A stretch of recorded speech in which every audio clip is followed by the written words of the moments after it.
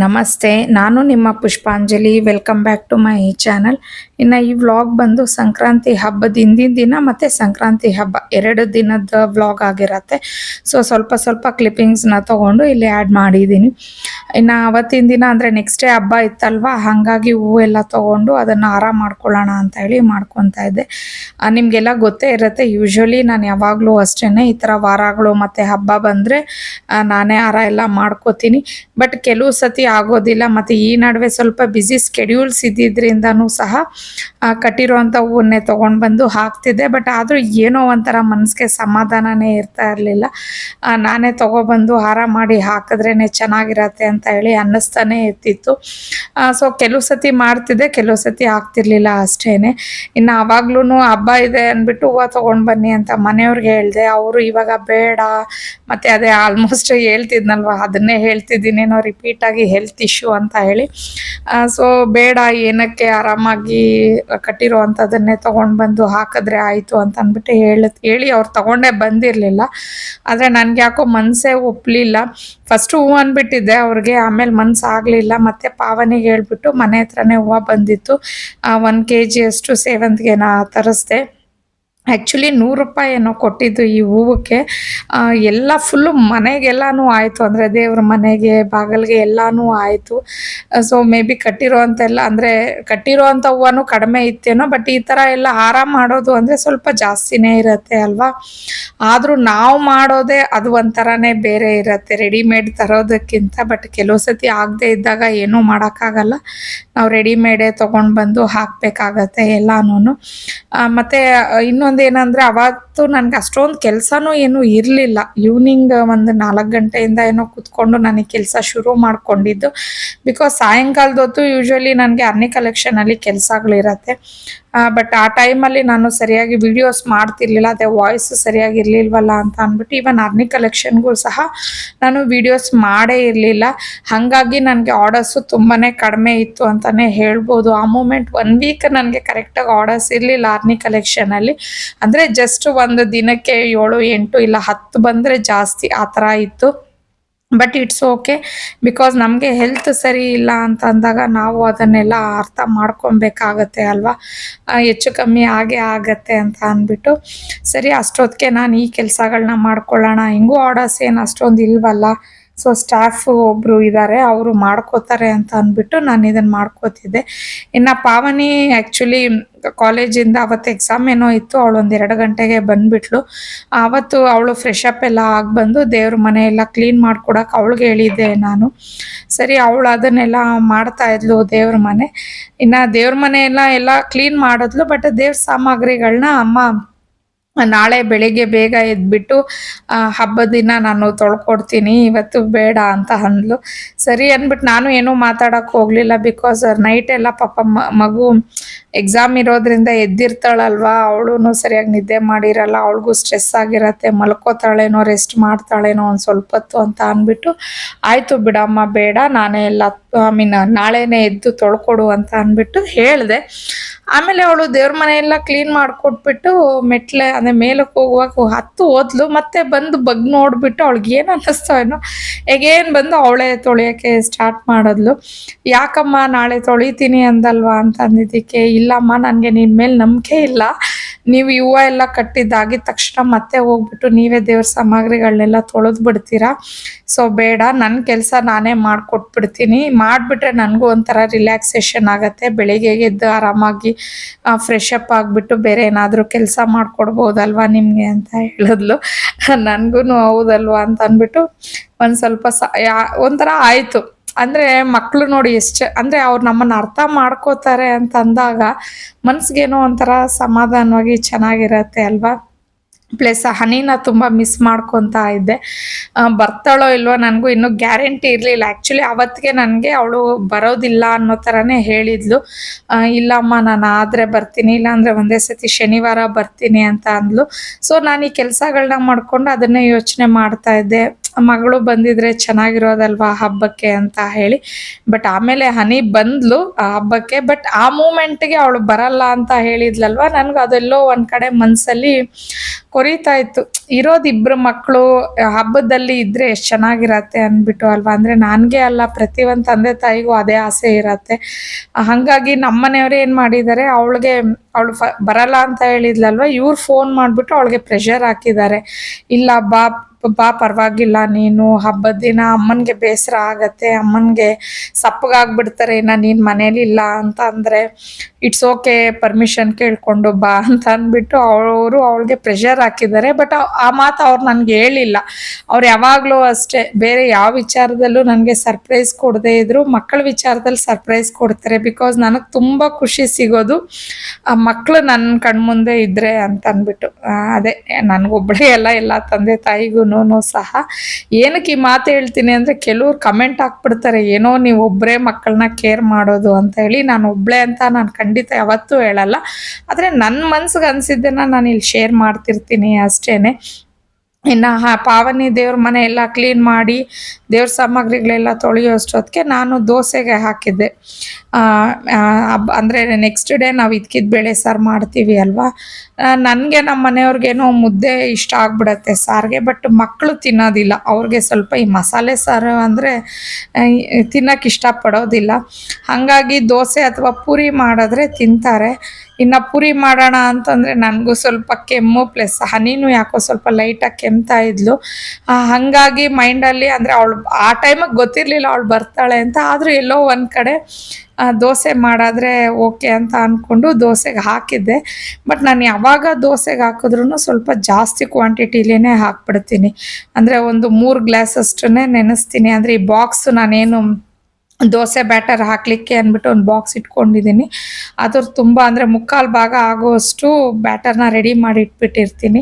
Because ಇನ್ನೊಂದು extra ಇದ್ದರೆ next ಡೇಗೋ ಇಲ್ಲ ಇನ್ನು ಯಾವಾಗಾದರೂ ಪಡ್ಡು ಮಾಡ್ಕೋಬೋದು, ಇಲ್ಲ ಎಮರ್ಜೆನ್ಸಿಗೆ ಬ್ಯಾಟರ್ ಇದ್ದರೆ ಒಳ್ಳೇದಲ್ವಾ ಅಂತ ಹೇಳಿ ಸರಿ ಅಂತ ಅಂದ್ಬಿಟ್ಟು ಅದನ್ನೆಲ್ಲ ರುಬ್ಬಿಟ್ಕೊಂಡು ಹಾಗೆ ಮಿಕ್ಸಿನೆಲ್ಲ ಕ್ಲೀನ್ ಮಾಡಿ ಅದನ್ನೆಲ್ಲ ನಾನು ಮಾಡಿಕೊಂಡೆ. ಸಂಕ್ರಾಂತಿ ಹಬ್ಬ ಅಂತಂದರೆ ಇದ್ಕಿದ ಬೇಳೆ ಸಾರು ಅನ್ನೋದು ನಾವು ಕಂಪಲ್ಸರಿಯಾಗಿ ಮಾಡಲೇಬೇಕಾಗತ್ತೆ. ಸೊ ಈ ಇದ್ಕಿದ ಬೇಳೆ ಸಾರು ಮಾಡೋದಕ್ಕೆ ಒಂದು ಏನಂತಂದರೆ, ನನಗೆ ಅವರೆಕಾಯಿ ಬಿಡಿಸಿ ಆ ಕಾಳನ್ನ ಇತ್ತಕ್ಬೇಕು ಅಂದರೆ ಸ್ವಲ್ಪ ಪ್ರಾಬ್ಲಮ್ಮು. ಯಾರಾದರೂ ಬಿಡಿಸ್ಕೊಟ್ಬಿಟ್ಟು ಕಾಳು ಇತ್ತಕ್ಕೊಟ್ಬಿಟ್ರೆ ಜಸ್ಟು ಮಾಡಿಬಿಡೋಣಪ್ಪ ಅಡುಗೆ ಅಂತ ಹೇಳಿ ಅನ್ನಿಸ್ತಾ ಇರುತ್ತೆ. ಸೊ ಹಂಗಾಗಿನೇ ಸ್ವಲ್ಪ ನಾನು ಇದ್ಕಿದ ಬೇಳೆ ಸಾರು ನಮ್ಮ ಮನೇಲಿ ಕಡಿಮೆನೇ, ಅಂದರೆ ಲೈಕ್ ಅವರೆಕಾಳನ್ನ ಯೂಸ್ ಮಾಡಿ ಹುಳಿ ಸಾರು ಇಲ್ಲಾಂದರೆ ಬಸ್ಸಾರು ಈ ಥರ ಮಾಡಿಬಿಡ್ತೀನಿ. ಒಂದು ಲೆಕ್ಕದಲ್ಲಿ ನನಗೆ ಅವರೆಕಾಳನ್ನ ಬಿಡಿಸ್ಕೊಳ್ಳೋದು ಓಕೆ, ಬಟ್ ಇತ್ಕೋದು ಅಂದರೆ ಸಿಕ್ಕಾಪಟ್ಟೆ ಏನೋ ಗೊತ್ತಿಲ್ಲ. ಅಂದರೆ ಕೆಲವೊಬ್ಬರಿಗೆ ಕೆಲವೊಂದು ಕೆಲಸಗಳು ಅಷ್ಟೊಂದು ಲೈಕ್ ಆಗಲ್ಲ ಅಲ್ವಾ, ಹಾಗೇನೆ. ಸೊ ನಾನು ನಮ್ಮ ಮನೆಯವ್ರನ್ನ ಹೆಲ್ಪ್ ಕೇಳ್ತಾ ಇರ್ತೀನಿ ಯಾವಾಗಲೂ ಅಷ್ಟೇ. ಕಾಳು ಬಿಡಿಸ್ಬೇಕು ಇಲ್ಲ ಇತ್ತಕ್ಬೇಕು ಅಂತಂದರೆ ಒಂಚೂರು ಬಿಡಿಸ್ಕೊಟ್ಬಿಡಿ ಇತ್ತಕ್ಕೊಟ್ಬಿಡಿ ಅಂತ ಹೇಳಿ. ಇನ್ನು ಅವ್ರಿಗೂ ಅವತ್ತು ಅಂದರೆ ಅವರೆಕಾಯಿ ಎಲ್ಲ ತಂದು ಕೊಟ್ಟಿದ್ರು. ಫೋನ್ ಮಾಡಿದೆ, ಬೇಗ ಬನ್ನಿರಿ ಇವತ್ತು ಸ್ವಲ್ಪ ಕಾಳೆಲ್ಲ ಹಂಗೆ ಬಿಡಿಸ್ಕೊಳ್ಳೋಣ ಅಂತ ಹೇಳಿ. ಸರಿ ಆಯ್ತಮ್ಮ ಬರ್ತೀನಿ, ನೀನೇನು ಬಿಡ್ಸಕ್ಕೆ ಹೋಗ್ಬೇಡ, ಹಾಗೆ ಬಿಡು, ನಾನೆಲ್ಲ ಅದನ್ನು ಬಿಡಿಸ್ಕೊಡ್ತೀನಿ ಅಂತ ಹೇಳಿದ್ರು. ಸರಿ ನಾ ಟಿ ವಿ ನೋಡ್ತಾ ಇದ್ದೆ. ನನಗೆ ಹಂಗೂ ಆ್ಯಕ್ಚುಲಿ ಒಂದು ಸ್ವಲ್ಪ ಸುಮ್ಮನೆ ಕುತ್ಕೊಂಡ್ಬಿಟ್ಟಿದೆ, ಏನೂ ಮಾಡೋದು ಬೇಡ ಅವ್ರು ಮಾಡಿಕೊಡ್ತಾರೆ ಅಂತ ಹೇಳಿ. ಮನ್ಸು ಯಾಕೋ ಒಪ್ಪಲಿಲ್ಲ. ಸರಿ ಬಿಡು ಅಂತ ಹೇಳಿ ಆವಾಗಲೇ ಹೆಂಗೂ ಮೂವಿ ಒಂದು ಸ್ವಲ್ಪ ನೋಡಿದ್ದೆ.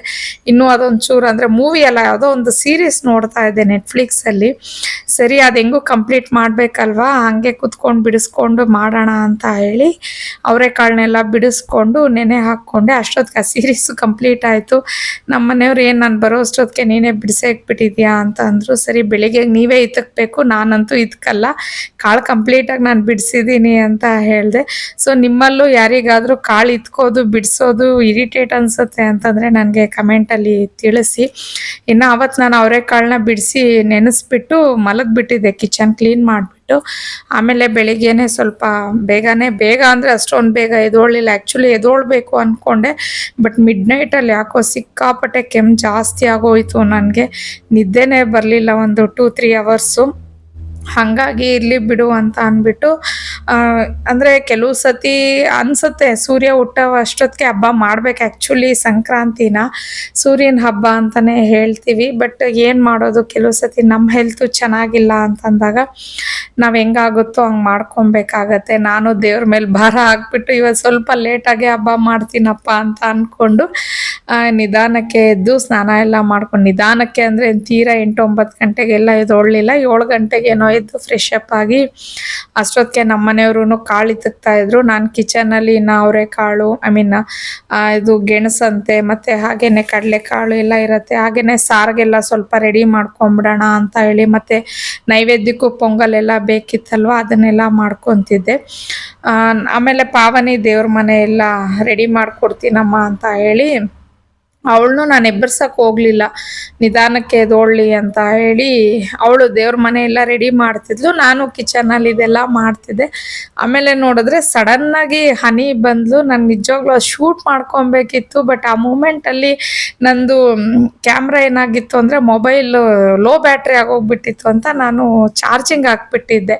ಸೊ ಆ ಟೈಮಲ್ಲಿ ಕರೆಕ್ಟಾಗಿ ಹನಿ ಬಂದ್ಲು. ನನಗೆ ಶಾಕ್ ಆಗೋಯ್ತು ಅವಳನ್ನ ನೋಡಿ, ಬಿಕಾಸ್ ಅದೇ ನಾನು ಹೇಳಿದ್ನಲ್ವ ಅವಳು ಬರೋದೇ ಇಲ್ಲ ಅಂತ ಅಂದ್ಬಿಟ್ಟು ಹೇಳಿದ್ಲು. ಬಟ್ ಅವಳು ಬಂದಿದ ತಕ್ಷಣ ಒಂದು ಕಡೆ ಶಾಕು, ಒಂದು ಕಡೆ ಸರ್ಪ್ರೈಸು. ಅದನ್ನು ಶೂಟ್ ಮಾಡಿದರೆ ನಿಜವಾಗ್ಲೂ ಚೆನ್ನಾಗಿರೋದು, ಬಟ್ ಆಗಲೇ ಹೇಳಿದ ರೀಸನ್ಗೆ ಆಗಲಿಲ್ಲ. ಆಮೇಲೆ ಪಾವನಿ ಅಂತೂ ಫುಲ್ಲು ಅವಳನ್ನ ನೋಡಿ ಅವಳಿಗೂ ಅಂದರೆ ಪಾವನಿಗೆ ನಾನು ಹೇಳಿದೆ, ಪಾವನಿ ಹನಿ ಬಂದ್ಲು ಅಂತ. ಹನಿ ಏನು ಮಾಡಿದ್ಲು, ಬಂದಿದ ತಕ್ಷಣ ಸೀದಾ ಅವಳು ಮೇಲ್ಗಡೆ ವಾಶ್ರೂಮ್ಗೆ ಹೋಗ್ಬೇಕಿತ್ತಂತೆ, ಮೇಲೆ ಓಡ್ಬಿಟ್ಲು. ಪಾವನಿ ನೋಡಲಿಲ್ಲ ಅವಳನ್ನ. ಆಮೇಲೆ ಪಾವನಿಗೆ ಹೇಳಿದ್ರೆ ಅವಳು ನಂಬಲೇ ಇಲ್ಲ, ಹನಿ ಬಂದ್ಲ ಅಂತ. ಆಮೇಲೆ ನಮ್ಮ ಮನೆಯವ್ರು ಹೋಗಿ ಅವಳನ್ನ ಬಸ್ ಸ್ಟಾಪಿಂದ ಪಿಕ್ ಮಾಡ್ಕೊಂಬಂದರು. ನಾನೇನು ಅಂದ್ಕೊಂಡೆ, ನಮ್ಮ ಮನೆಯವ್ರು ಇಲ್ಲ ಅಂತಂದಾಗ ಕೆಳಗಡೆ ಏನೋ ಹೋಗಿದ್ದಾರೆ ಅಂದ್ಕೊಂಡಿದ್ದೆ. ಆಮೇಲೆ ಅವರು ಲಗೇಜ್ ತೊಗೊಬಂದ್ಮೇಲೆ ಆ ಲಗೇಜ್ ನೋಡಿದ್ಮೇಲೆ ಪಾವನಿನೂ ಅವಳು ನಮ್ಮ ಬದಲು ಬಂದ್ಲ ಹನಿ ಅಂತ ಹೇಳಿ ಅವಳಿಗೂ ಫುಲ್ಲು ಖುಷಿ ಆಗೋಯ್ತು. ನಿಜವಾಗ್ಲೂ ಒಂದು ಕಡೆ ಇದ್ದಾಗ ಸಿಬ್ಲಿಂಗ್ಸ್ ಎಷ್ಟು ಕಿತ್ತಾಡ್ತಿರ್ತಾರೆ, ಬಟ್ ದೂರ ಇದ್ದಾಗ ಅವ್ರ ವ್ಯಾಲ್ಯೂ ಏನು ಅನ್ನೋದು ಗೊತ್ತಾಗತ್ತೆ. ನನಗೆ ಯಾವಾಗಲೂ ಅಷ್ಟೇ ನನ್ನ ಮಕ್ಕಳ ವಿಚಾರದಲ್ಲಿ ನಾನು ಒಂದು ಕೋರ್ಕೋತಿರ್ತೀನಿ, ಅವರಿಬ್ಬರು ಯಾವಾಗಲೂ ಅಂದರೆ ಸಣ್ಣ ಪುಟ್ಟ ವಿಚಾರಕ್ಕೆ ಆರ್ಗ್ಯೂ ಮಾಡ್ಕೊಳ್ಳಿ, ಕಿತ್ತಾಡದೇ ಇದ್ದರೆ ಅದು ಅಕ್ಕ ತಂಗಿ ಅಂತ ಅನ್ನಿಸ್ಕೊಳ್ಳೋದೇ ಇಲ್ಲ. ಆದರೆ ಅವ್ರು ಯಾವಾಗಲೂ ಬಾಂಡಿಂಗ್ ಮಾತ್ರ ಸಿಕ್ಕಾಪಟ್ಟೆ ಸ್ಟ್ರಾಂಗ್ ಆಗಿರಬೇಕು, ಒಬ್ರಿಗೋಸ್ಕರ ಒಬ್ಬರು ನಿಂತ್ಕೊಬೇಕು. ಆ ಥರ ಒಂದು ಇದನ್ನು ನಾನು ಆ್ಯಕ್ಚುಲಿ ಫೀಲ್ ಮಾಡ್ತಿದ್ದೀನಿ. ಅವರಿಬ್ಬರಿಗೂ ತುಂಬ ಹೇಳ್ತೀನಿ, ಎಷ್ಟೇ ಪ್ರಾಬ್ಲಮ್ಸ್ ಬರಲಿ ಏನೇ ಬರಲಿ ಇಬ್ಬರೂ ಒಬ್ರನ್ನೊಬ್ರು ಬಿಟ್ಕೊಡ್ಬೇಡಿ ಅಂತ ಹೇಳ್ಕೊಡ್ತಿರ್ತೀನಿ. ಮತ್ತು ಏನಾದರೂ ಜಗಳ ಮಾಡಿಕೊಂಡ್ರು ಅಷ್ಟೇ ಒಬ್ರಿಗೊಬ್ರು ಅದನ್ನು ಇಗ್ನೋರ್ ಮಾಡಿ, ಈಗೋನ ಬಿಟ್ಬಿಡಿ, ಇಗ್ನೋರ್ ಮಾಡಿ ಅಲ್ಲಿಗಲ್ಲಿಗೆ ಜಗಳ ಬಿಟ್ಬಿಟ್ಟು ಮುಂದಕ್ಕೆ ಹೋಗಿ ಅಂತ ಅಂದ್ಬಿಟ್ಟು ನಾನು ತುಂಬ ಟ್ರೈ ಮಾಡ್ತಿದ್ದೀನಿ ಅವರಿಬ್ಬರ ಬಾಂಡಿಂಗ್ನ ಸ್ಟ್ರಾಂಗ್ ಮಾಡಬೇಕು ಅಂತ ಹೇಳಿ. ಬಟ್ ಈ ನಡುವೆ ಅನ್ನಿಸ್ತಿದೆ ಅವರಿಬ್ಬರು ತುಂಬ ಸ್ಟ್ರಾಂಗ್ ಆಗ್ತಿದ್ದಾರೆ ಒಬ್ರಿಗೊಬ್ರು ಅಂತ ಅಂದ್ಬಿಟ್ಟು.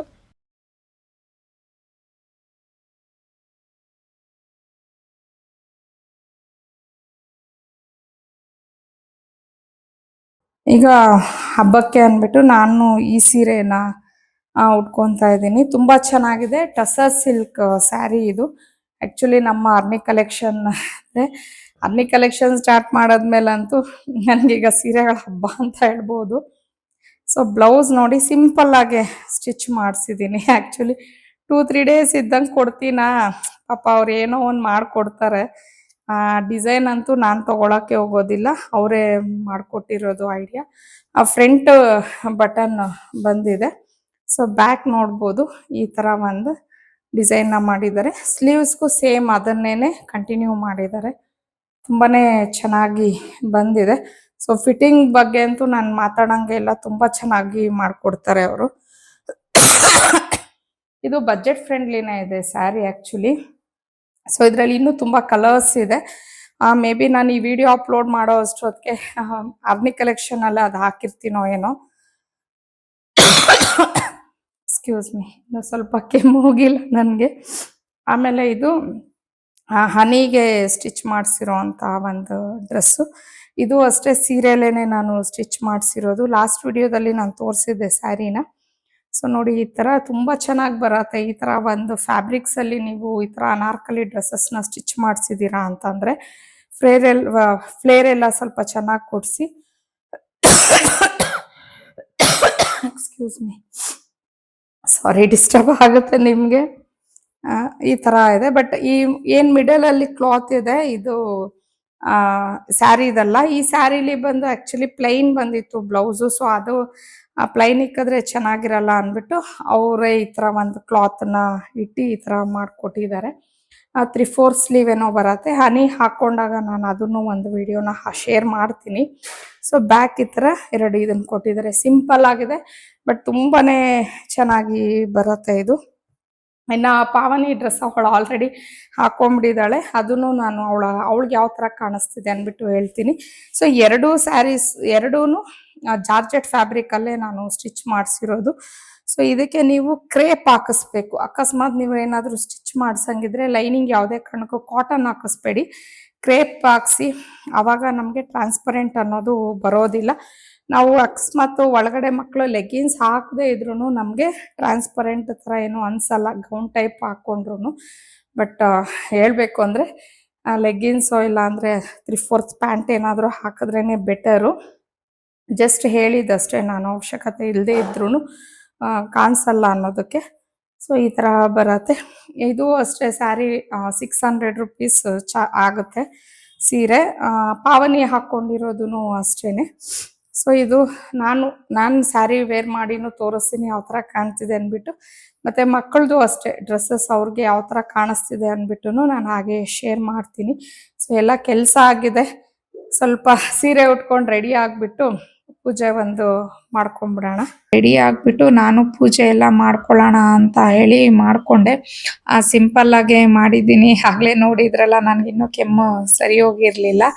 ಸರಿ ಇನ್ನು ಪೂಜೆ ಎಲ್ಲ ಮಾಡ್ತಿದ್ದಂಗೆನೆ ನನ್ನ ಫ್ರೆಂಡ್ ಒಬ್ರು ಮನೆ ಹತ್ರ ದೇವಸ್ಥಾನದ ಪೂಜೆ ಇದೆ ಬನ್ನಿ ಪುಷ್ಪ ಅಂತ ಕರೆದ್ರು. ಸರಿ ಅಂತ ಹೇಳಿ ಹೋಗಿದ್ದೆ. ಅದು ಮಿನಿ ವ್ಲಾಗ್ ಅಪ್ಲೋಡ್ ಮಾಡಿದ್ದೀನಿ. ಇನ್ನು ಅವ್ರು ಅಲ್ಲೇನೆ ಮೆಂತ್ಯ ಬಾತು ಮತ್ತೆ ಸ್ವೀಟ್ ಪೊಂಗಲ್ ಎಲ್ಲ ಮಾಡಿಸಿದ್ರು ಪ್ರಸಾದಕ್ಕೆ ಅಂದ್ಬಿಟ್ಟು ಅದನ್ನ ಹಾಕೊಟ್ಟಿದ್ರು. ಸರಿ ಅದು ತಗೊಂಡ್ ಬಂದೆ. ಮನೇಲಿ ಇವರು ಅದನ್ನೇ ತಿನ್ಕೊಂಡ್ವಿ ಎಲ್ಲಾರು. ಅಂದ್ರೆ ಅವ್ರು ಸ್ವಲ್ಪ ಜಾಸ್ತಿ ಕೊಟ್ಬಿಟ್ಟಿದ್ರು. ಸರಿ ಅದನ್ನೇ ಎಲ್ಲ ತಿನ್ಕೊಂಡ್ವಿ. ಮತ್ತೆ ಕಡಲೆಕಾಯಿ ಗೆಣಸು ಎಲ್ಲ ತಿಂದ್ವಲ್ಲ, ನಮ್ಗೆ ದೋಸೆ ತಿನ್ನಕ್ ಆಗ್ಲೇ ಇಲ್ಲ. ಸರಿ ಮಧ್ಯಾಹ್ನಕ್ಕೆ ಮಾಡ್ಕೊಳ್ಳೋಣ ಅಂತ ಹೇಳಿ ಸುಮ್ಮನೆ ಆದೆ.